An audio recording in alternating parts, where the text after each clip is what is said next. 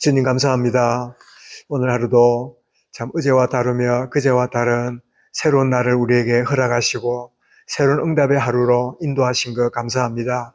하나님의 참된 응답이 우리를 통하여 이루 가실 때 우리 안에 있는 많은 것들이 응답을 방해하며 하나님의 새로운 역사에 걸림돌이 됨을 저들이 아오니 참 내려놓게 하시며 떠나보내게 하시며 새롭게 결단하며 온전히 한 걸음 한 걸음 난 순간순간 되도록 은혜를 다하여 주옵소서.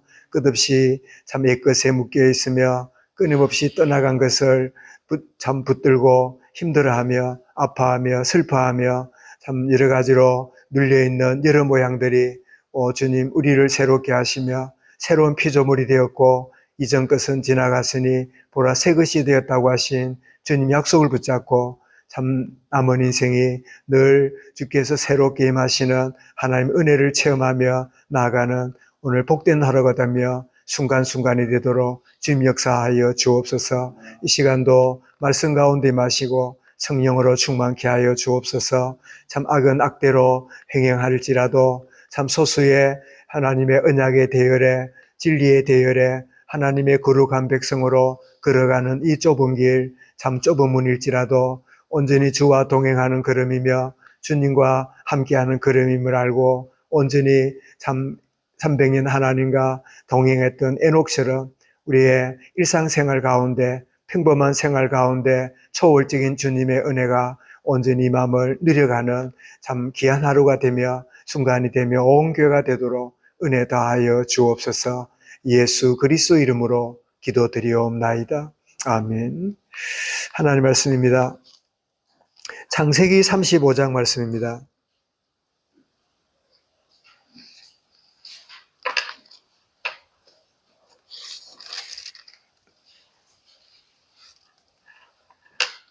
창세기 35장 우리 1절부터 7절까지 말씀을 함께 읽도록 하겠습니다. 창세기 35장 1절부터 7절, 우리 1절부터 읽습니다.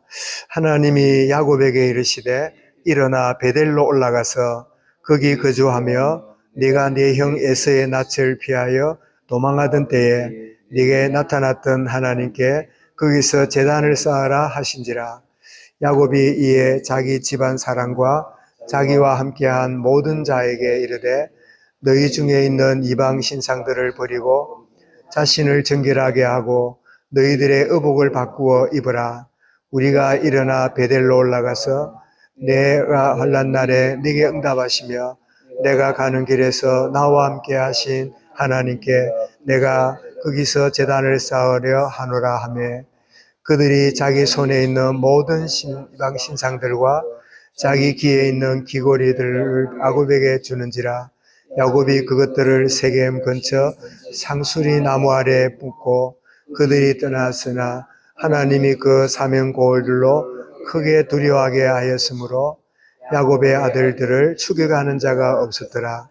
야곱과 그와 함께한 모든 사람이 가나안 땅 루스 곧 베렐에 이르고 그가 거기서 제단을 쌓고 그곳을 엘베델이라 불렀으니 이는 그의 형의 낯을 피할 때에 하나님이 거기서 그에게 나타나셨음이더라. 아멘. 문제 앞에 새롭게 결단하는 야곱이라는 제목으로 말씀을 드리겠습니다. 오늘 우리 읽은 성경 말씀은 창세기 33장부터 35장까지의 내용인데 오늘 우리 35장을 읽었습니다마는 34장에 에서와의 문제가 해결되었던 야곱에게 또 다른 문제가 일어나게 됩니다. 그 또 다른 문제는 바로 이 지역에 있는 그 사람들과 이 관계 속에서 문제가 오게 되는데 34장에 보니까 이 야곱의 아내가 그 4명인데 첫째 아내가 레아였잖아요. 레아가 12명의 아들 중에 6명을 놓습니다. 참 하나님 은혜지요. 참 아벨은 이 라헬은 총이 있고 그래서 참 야곱의 사랑을 독차지했지만 2명의 아들을 낳았지만 레아는 그 총이 없기 때문에 그 야곱에게 아내긴 아내라도 이렇게 깊은 사랑을 받지 못하는 그런 레아였지만 하나님은 12아들 중에 6명을 레아에게 은혜를 주시지요.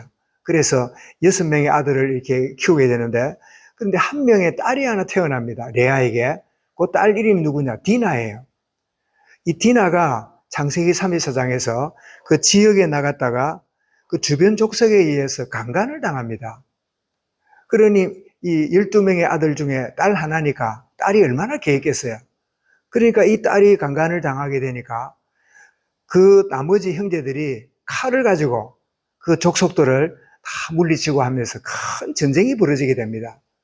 야곱이 이 어려운 문제를 평생에 20몇 년 동안 형과의 갈등을 문제를 해결했다 하고 좀 마음에 여유가 있다 했더니 웬걸 이 딸이 그 지역에 이런 성폭행을 당하고 이 어려움을 당하고 아들들이 그 지역에 있는 남자들을 할례받게 만들어 놓고 이 죽이는 이런 큰 일이 벌어지게 될 때 야곱이 그때 내가 좀 안일하게 지냈구나.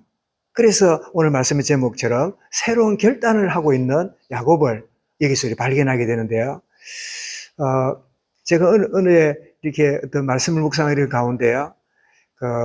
사람이 가장 어렵고 위기가 언제냐?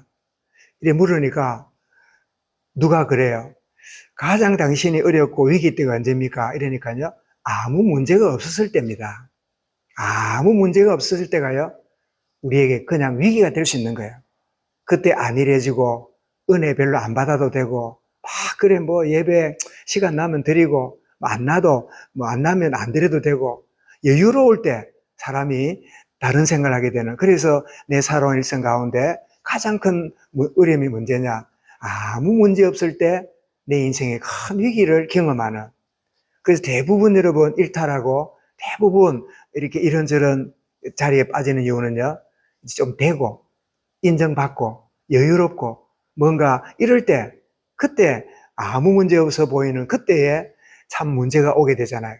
야곱에게도 마찬가지로 큰 문제가 해결되고 이제 살만하다라고 생각했는데 이 웬일입니까? 딸이 그 어려움을 당하는 그런 가운데 당할 때 이 문제를 어떻게 해결할까?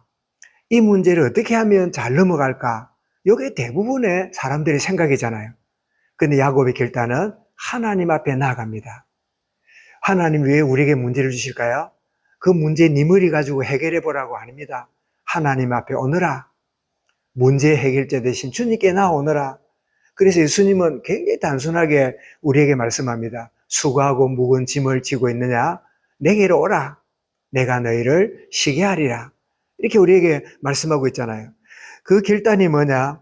하나님께 제단을 쌓고 하나님께 예배하는 것으로 문제 해결에 참 이제 단초를 이제 발견하고 하게 되는데, 그래서 그들이 갖고 있는 이방 신상들, 많은 폐물들, 그냥 단순한 액세서리가 아니라 거의 우상 숭배의 흔적인 수많은 이방 신상 이런 것들을 다 가져오느라. 그러니까 야곱의 가족에게 아들 12이지요. 아내, 며느리가 12이지요. 또 손주들이 나지요. 그러니까 야곱에게 한 7, 80명의 많은 족속을 이루고 있잖아요. 그들이 한두 개만 갖고 있어도 그 우상, 기념 이런 것들이 얼마나 많습니까? 다 모아가지고 어떻게 했다고요? 상수리 나무 밑에 갖다 묻습니다. 그 아까운 거를. 여러분, 떠나보내지 않으면 하나님의 새로운 응답을 보지 못하는 이 비밀을 야곱이 알은 거예요. 그래서 이제 모든 것들을 상수리 나무 밑에 다 묻고, 사절에 그랬지요. 묻고 나서 하나님 앞에 우리 모두가 다 하나님께 나가자. 이런저런 문제들, 우리가 문제가 없고 안일에 빠져 있다 보니까 우리가 이런 일을 만났는데 정신을 차리고 하나님께 나가자.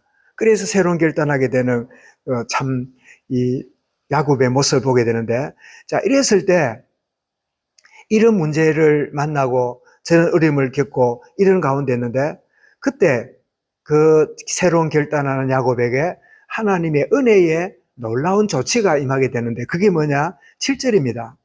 그가 거기서 제단을 쌓고 그곳 이름을 엘 베델, 이런 베델이란 말은 하나님의 집이란 말이잖아요. 그런데 거기다가 L자를 하나 더 붙여가지고 엘 베델이라고 이렇게 붙이고 있는 거를 우리가 보게 되는데, 이거는 무슨 뜻입니까? 베델의 하나님, 이런 뜻이지요.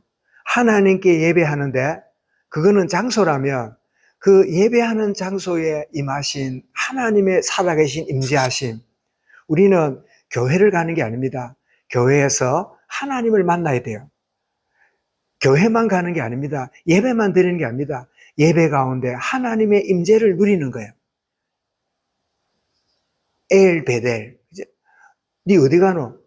아이들이 그러지요. 가방 들고 아침에 가는 애들 보고 물으면 이럽니다. 니 어디 가노? 이러면 애들이 뭐라 그러지요? 학교 갑니다. 학교 갑니다. 그런데 아이들이 학교만 다니면요, 그 아이는 학생이지만 좋은 학생이 아니에요. 니 어디 가노? 예, 학교에 공부하러 갑니다. 이게 정상이잖아요. 신앙생활, 교회 다닙니다가 아니라 나와 함께 하시는 그 하나님께 예배하고 그 하나님께 내 자신을 드리러 가는 곳이 교회인데 그 예배하러 갑니다. 이게 우리 정상적인 신앙 고백인데, 자, 이렇게 하나님께 예배하는 그 자리 엘 베델이라 불렀는데 하나님이 어떻게 응답하였습니까? 7절에 보니까 이는 그의 형의 낯을 피할 때에 하나님이 거기서 그에게 나타나셨습니다. 이랬는데 응답이 5절에 있음을 보게 됩니다. 그들이 떠났으나 하나님이 그 사명 고울들로 크게 두려워하였으므로 야곱의 아들들을 추격하는 적 없었더라. 여러분, 문제 앞에 하나님께 나아가기로 새로 결단하면 하나님이 이 일을 하시는 거예요. 그 수많은 그 족속들을 어떻게 이겨냅니까? 하나님이 그들에게 야곱의 가족을 향해서 두려움을 주니까, 야, 이 야곱과 가족들을 건드리면 안 된다. 이 가족들은 하나님이 함께 하시는 하나님의 백성들이다. 꼭 애굽에서 아내를 루이라고 쏘겠다가 낭패를 봤던 이 아브라함인데, 오히려 하나님이 아브라함을 그냥 내버려 두시고 건드리려 했던 애굽 왕 바로의 집에 재앙을 내린 것처럼 그렇게 하심으로 이 애굽 왕 바로도 놀라지만 아브라함도 내가 누구길래, 아니 내가 섬기는 하나님이 어떤 분이길래 이런 일을 행하시는가? 아브라함이 그때 믿음의 눈이 열리는 계기가 되잖아요. 새롭게 문제 앞에 결단하고 나아갔던 야곱에게 하나님은 놀라운 방법이 뭐냐? 주변 사람들에게 야곱의 가족에 대한 두려움을 주어서 아무 문제 없도록 하나님이 돌보시고 하나님이 간섭하시는 이 은혜를 주시는, 우리는 끊임없이 문제 하나 지나가면 새로운 문제가 옵니다. 또 새로운 날을 맞이하면 새로운 문제가 있는 날입니다. 끊임없이 다가오게 될 때 그것을 붙잡고 고민하고 염려한 우리가 아니라 새로운 결단하고, 그래, 문제 없는 게 문제였지. 이 문제를 통해서 내가 하나님 앞으로 나가는 이 풍랑이 나여 배가 더 빨리 갑니다.